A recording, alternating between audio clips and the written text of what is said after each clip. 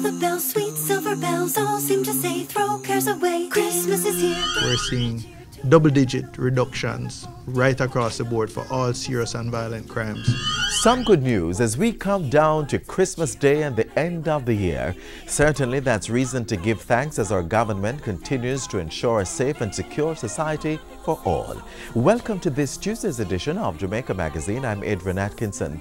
Today we share with you how one program by the Jamaica Social Investment Fund is helping to reduce the crime figures.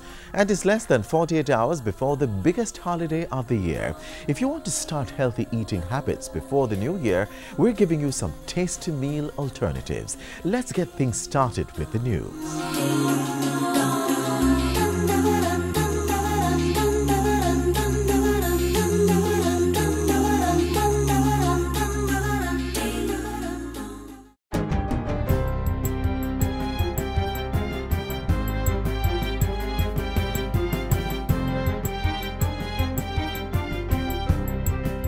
Good day, I'm Stacey Ann Smith, and this is your GIS News for Tuesday, December 23.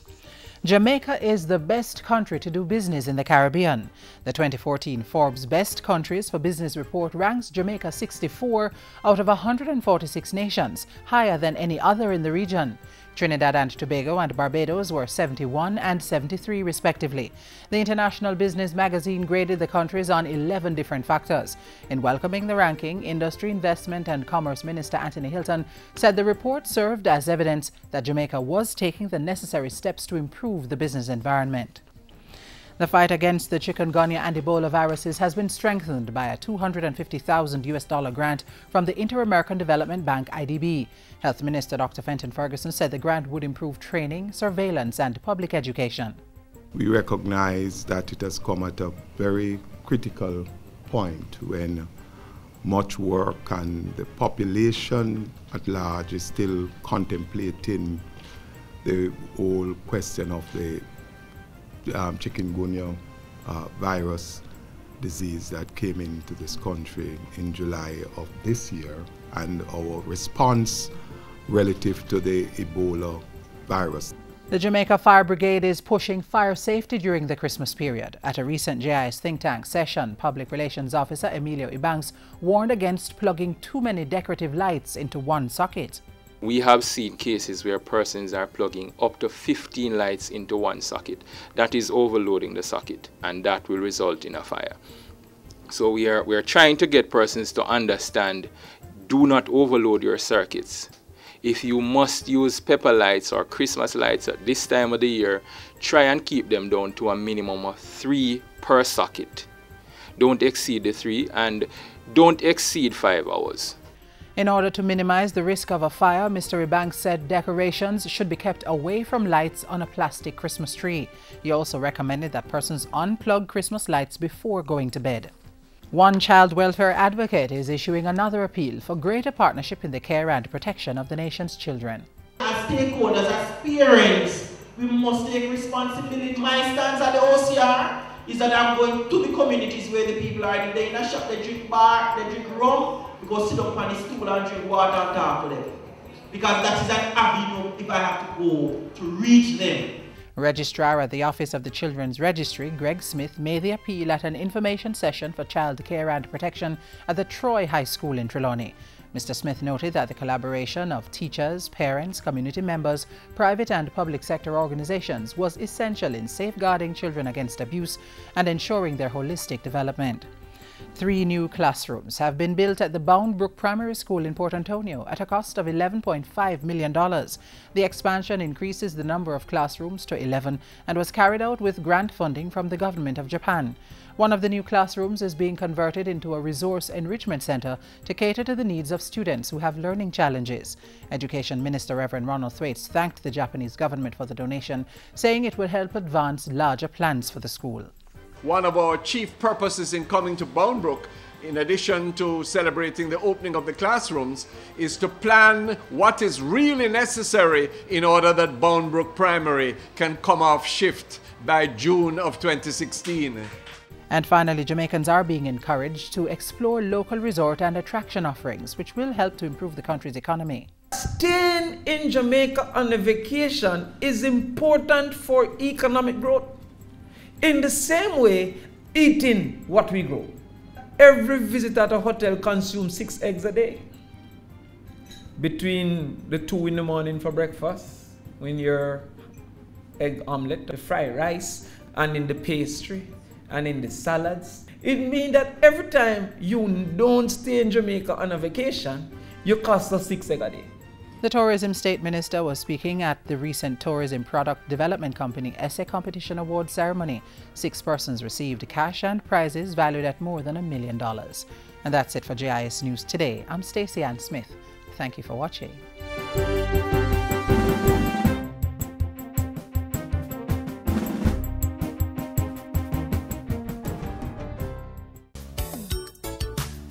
The holidays are about connecting with friends and loved ones and making time for fun. But even as you go about enjoying the holiday season, it's important to remember the hidden dangers. Consider these simple tips to keep safe around the home. Cut down overgrown hedges close to your home to improve visibility around your property. And watch out for persons acting suspiciously in your community.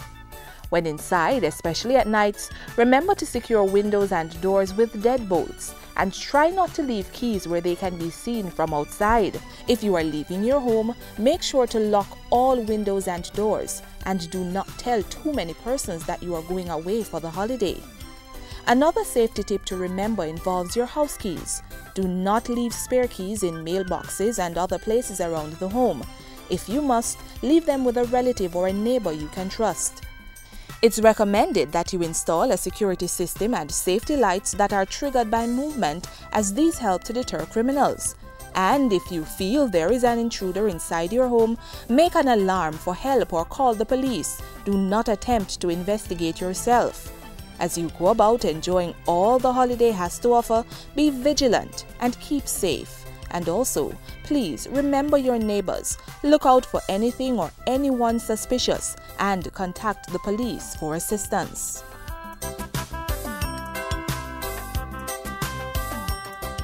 As we mentioned at the top of the show, Minister of National Security Peter Bunting announced last week that there has been a reduction in all categories of serious crimes.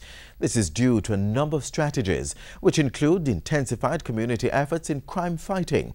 Take a look at how one such program by the Jamaica Social Investment Fund is working wonders.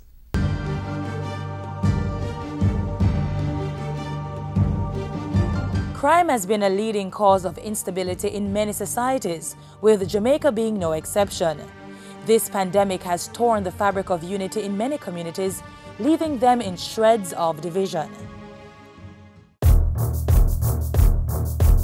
12 volatile communities in the parishes of Kingston, St. Andrew, St. Catherine, Clarendon and St. James are being transformed by the Jamaica Social Investment Fund JSIF to make the scourge of crime a thing of the past. To realize this goal, JSIF has partnered with the Japanese government and the World Bank to provide funding support to the Inner City Basic Services Program ICBSP, which has become the vehicle for change in these communities. Through these projects, several social intervention programs have been formed.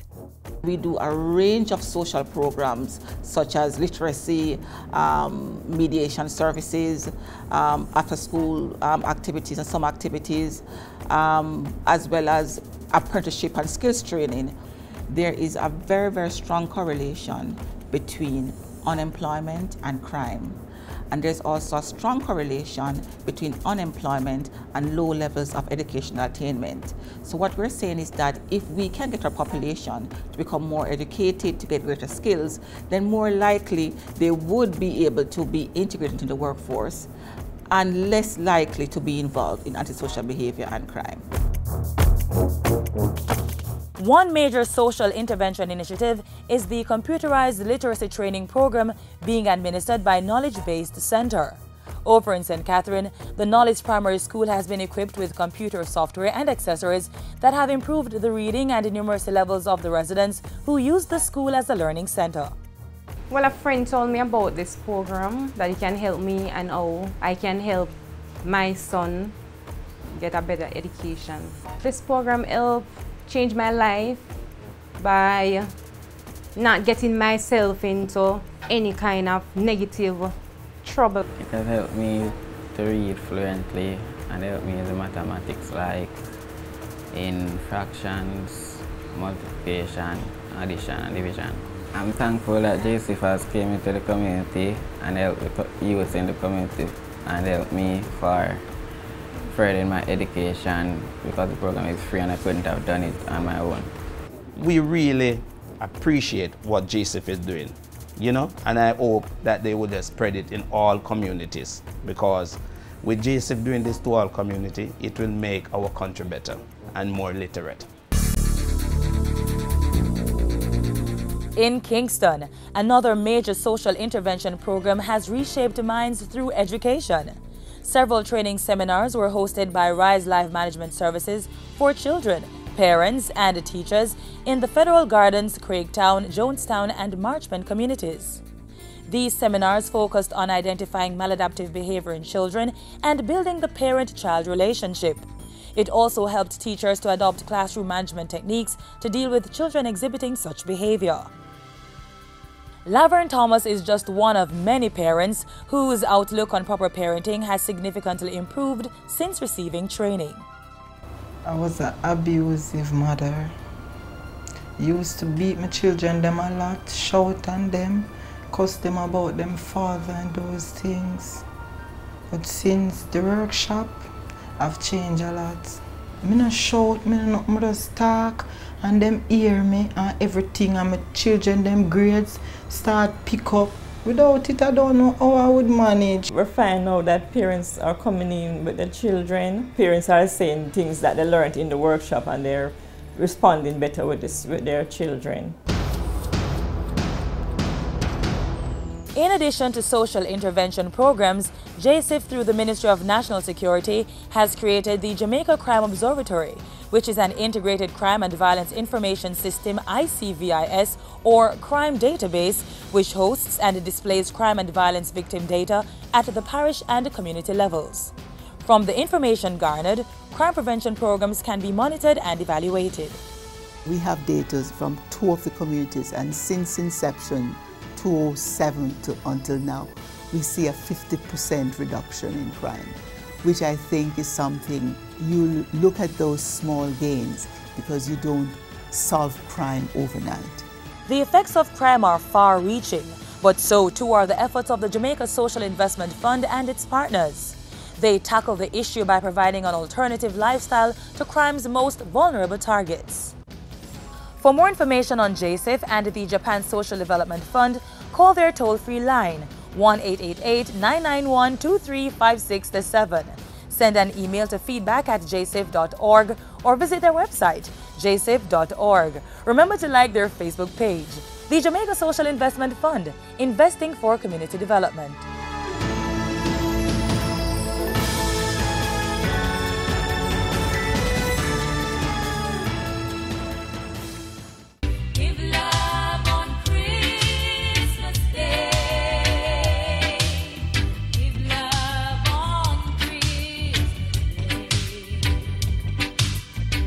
Christmas means that you should give to people and not try to think about receiving things.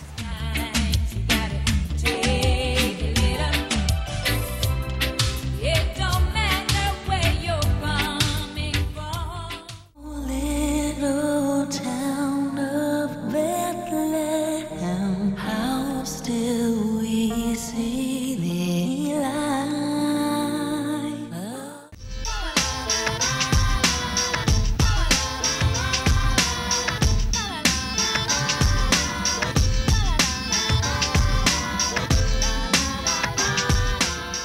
My favorite food that I eat is rice and peas and chicken with vegetable on the side.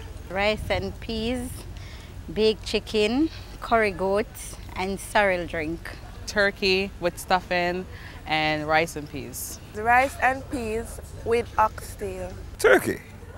Yeah? What's wrong with that? Turkey, pigs in blankets, and lots of gravy. When I'm in Jamaica, my favorite food is stew peas and rice. For me, I like everything. I like ham, barbecue chicken, pork, everything. But my favorite is like ackee and saltfish, and I love sorrel with enough ginger.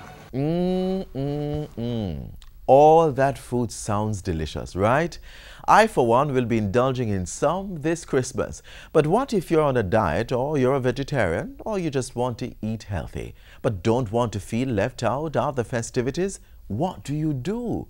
No need to worry. We're dishing out some tasty alternatives right now.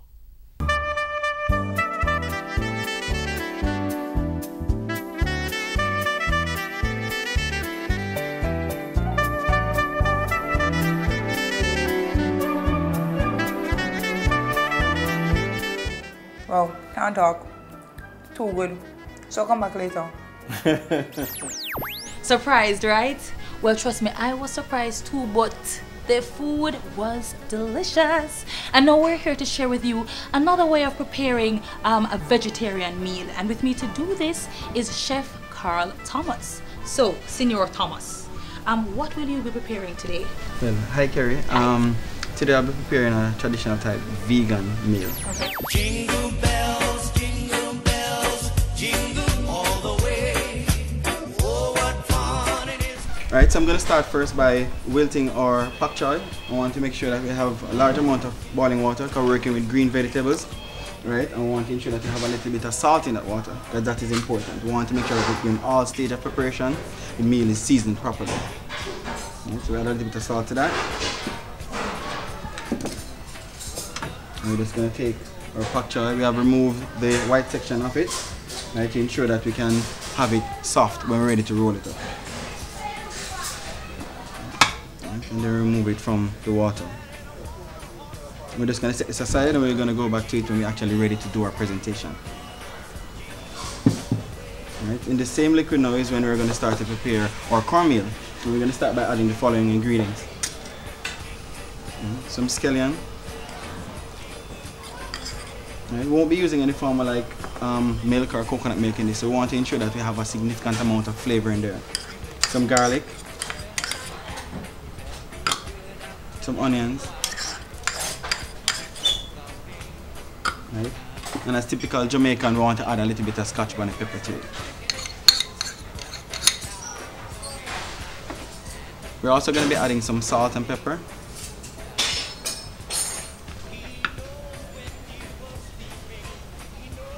We're now going to be adding our cornmeal. Right, we want to add this all at once. We don't want to add it a little at a time because we don't want it to lump up. It's important that you continue to stir it as you add the cornmeal to the water because you don't want it to fall to the bottom of the pot and start to stick. We're going to leave this on a low flame and just allow it to cook through it. It will take probably about 5 to 7 minutes for it to cook properly. We're going to go ahead and start our ragu now.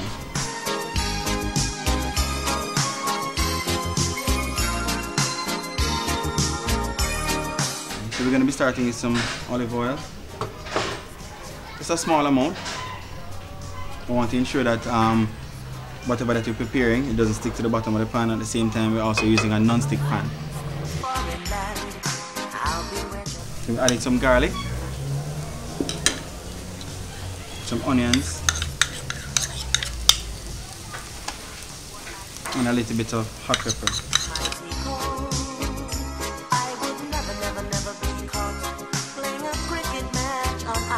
Right. We're going to then add some scallion. And then we're going to start adding our beans. Everything has already been pre-cooked, so we're adding some black beans to this. Our gungo peas. Some green peas. Some red kidney beans. And some sweet corn, or whole kernel corn. A true Jamaican Christmas tree. So I want to ensure that we toss everything together so we kind of marry all the flavors that we already had in the pot, the onion, scallion, garlic and thyme, along with our peas and beans. As usual, we season with a little bit of salt and pepper.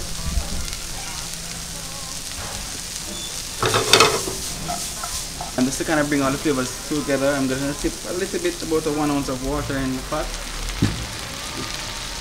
And then we're going to be adding our tomato sauce to this. Some fresh thyme. Right, and we're going to be adding some thyme to our cornmeal as well. And a little bit of parsley. I'm just going to wrap them now in our pak choy. And because we have the piece that has been removed here, we just want to bring it together. So we're going to take some more beans. And so we're going to make almost like a little log. We're just going to roll it up. A little bit here.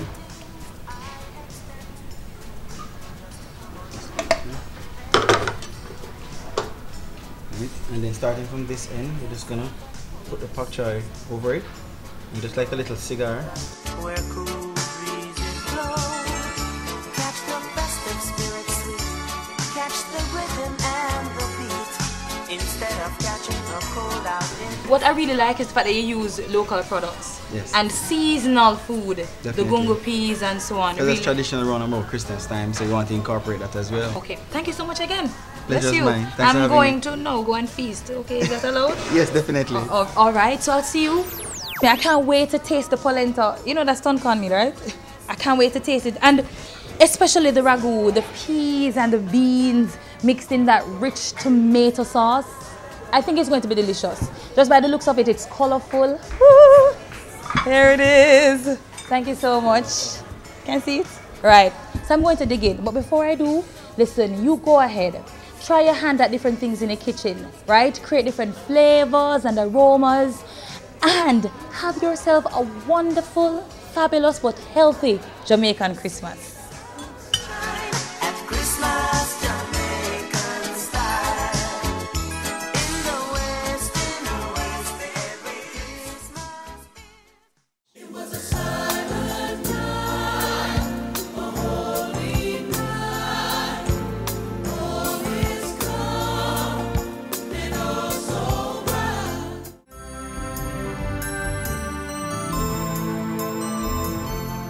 We just want to implore one person that if you're going to be wiring your houses with decorative lights, it is important that you check to see if the wiring is okay. You check to see if there are any chafing in the wires, any breaking in the wires, you know. All the sockets are correct and everything.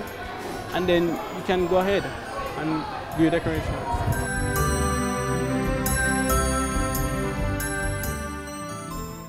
Well, if you're like me, Christmas shopping is left until the last minute. So perhaps tomorrow night at Grand Market, I may just run into you. So as you do your Christmas shopping, there are some important things you need to know. Get some critical tips from the Consumer Affairs Commission.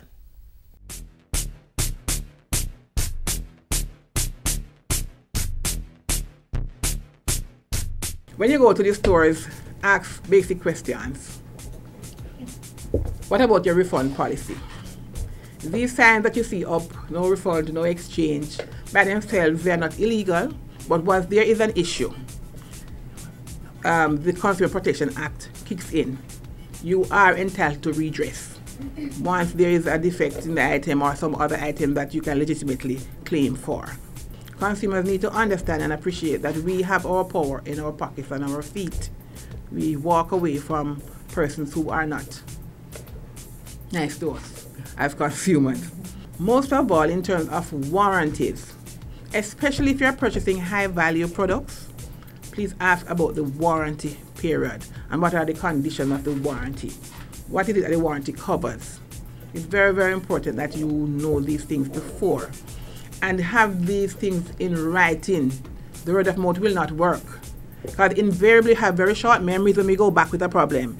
I could not have told you that. And they knew very well that they would have said that. The whole thing of receipts. Yes, receipts. Very basic, but we still have a challenge. Persons still not demanding their receipts. And even when you get a receipt, it is just so inadequate in terms of the information that is on it that is difficult for you to even claim. Bear in mind that your receipt is really your proof of purchase. And in the event there is a challenge, you need to present your receipt in order to be given any form of compensation or redress.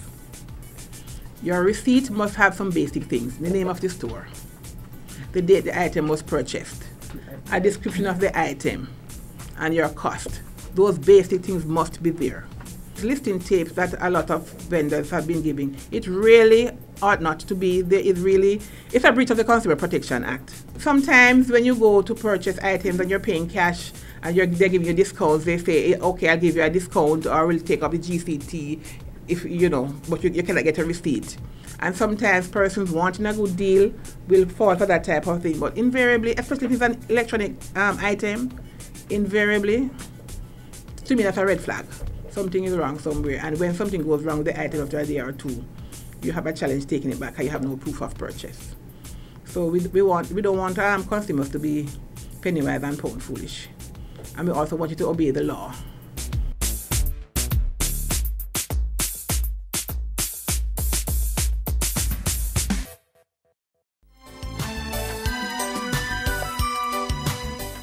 Driving in holiday traffic or really any other time of the year demands your constant attention and vigilance to make sure you get from point A to B safely. It's far easier to do that if you follow a few simple rules. Stay alert. Do not be distracted by your cell phone, any other gadget or passenger while driving. When traveling at night, park in a well-lit area and always keep your car doors locked, even when at a stoplight. Make sure you have enough fuel in case there's an emergency and you need to divert from your usual route. In the event that you feel threatened while driving, stay calm and do not react aggressively. Instead, drive to a busy, safe place or the nearest police station. Follow these few tips and navigate the busy streets safely this holiday season and indeed at all times.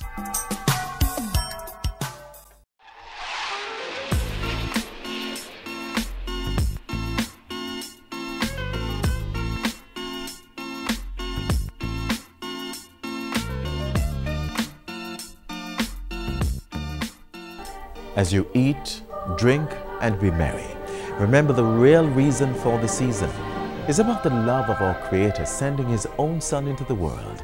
And it's also about us seeking to show love to those around us. The world needs more love. Keep up with us this holiday and visit our website at jis.gov.jm or through social media at Watch JIS on YouTube or our Facebook page. And if you have feedback on our programs or queries, then send your emails to jamaicamagazine@jis.gov.jm. Wishing you the best for the season and for 2015 from the hard-working JIS production team. Until next time, I'm Adrian Atkinson. Thanks for watching.